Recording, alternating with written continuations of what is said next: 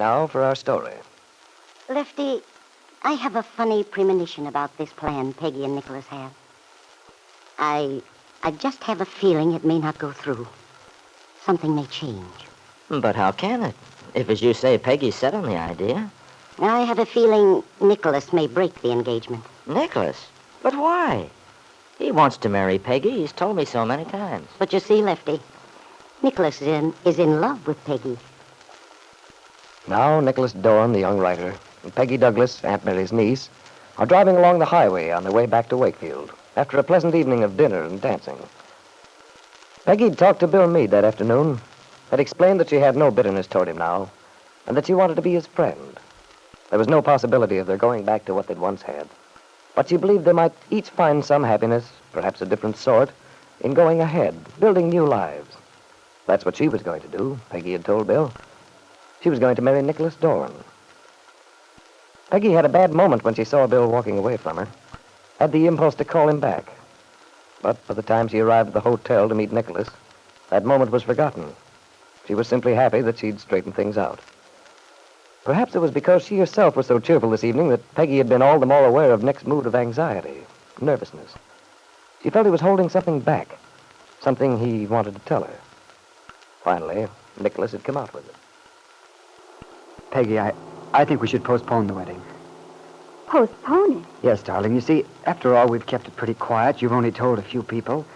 It wouldn't hurt to delay it a little while, would it? No, I suppose not, but I don't quite understand. Is it because of Julie? No, darling. It's certainly not. Then why? Because of you, Peggy. Oh. Well, of course, Nicholas, if you've changed your mind. If you don't want to marry me. Don't say that, Peggy. Don't even think it. You see, darling, it's because I want to too much. But, Nicholas, I don't understand. If you want Peggy, to... haven't you ever wanted to do something very much and yet known down deep that it wasn't the right thing to do? Well, of course, but I don't see how that applies to us. Unless you've changed your mind about all the things we've been saying for months. Well, I suppose in a way I have changed. Matter of fact, I know I have. But how? You mean you don't think our kind of marriage would work? Oh, it isn't that. Might under some circumstances. A different setup. I see. But you don't think our setup is the right one? I don't anymore. At least, Peggy, I think we should wait and see. Wait and see what? What do you expect's going to change? You might. Well, it's funny you don't seem to think I know my own feelings. You're as bad as Aunt Mary and Jane. They both keep telling me how they think I feel. Now you, too. Now, wait a minute, darling. Get your feathers all ruffled. Your Aunt Mary knows you pretty well. She's a very smart woman. Oh. Did Aunt Mary have anything to do with your wanting to postpone the wedding? Yes, she did. I see. Then there were a lot of other things. A lot of things? Aren't you being a little vague, Nick? Well, it's hard for me to be articulate, Peggy, to put it into words. Because, you see, I don't want it this way, and yet I know it's the only thing to do. Now I am lost. Well, what it comes down to is the more I've thought about it, the more I feel it's a good idea to wait until this Bill Meade thing is settled. But it is settled already. Finally and completely. I told you what happened this afternoon when I saw Bill. I know, Peggy. I know what you told me. But you see, Bill's life isn't settled yet. He and this Kit still have to get their affairs untangled, the divorce and so on. All that might make a difference. But I've told you over and over that part of it doesn't concern me. Perhaps it doesn't, darling. It may work out all right, and then, I kick myself around the block for making all this fuss. But now I feel... Peggy, won't you take my judgment this once? All right, Nicholas. After all, if you want to postpone the wedding, there's nothing much I can do but agree. Sort of funny, though. You're being reluctant. After all the things you used to say to convince me in the first place. I'll admit it must seem very strange to you. But things don't always turn out as you expect.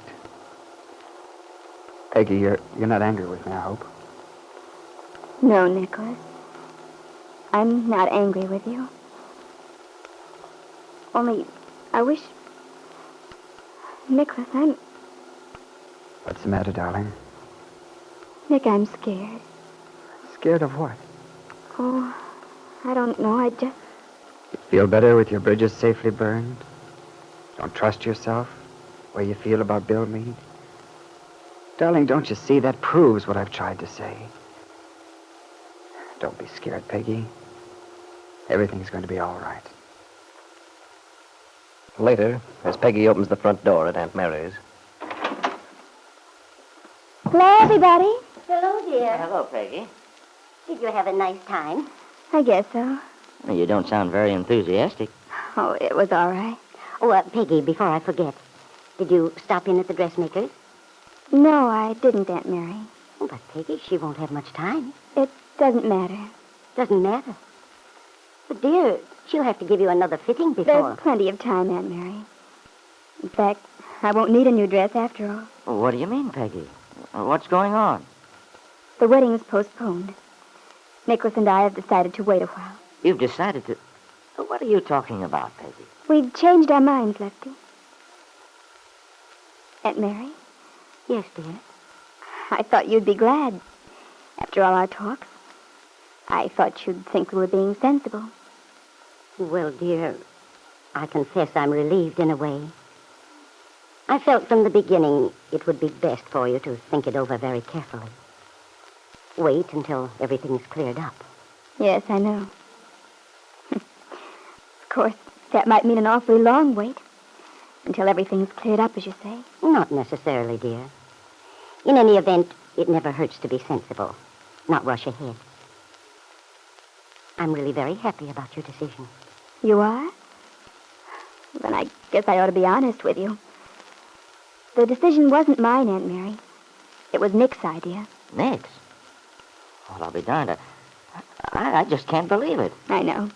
Of course, it would seem strange to you, Lefty. But it was entirely his idea.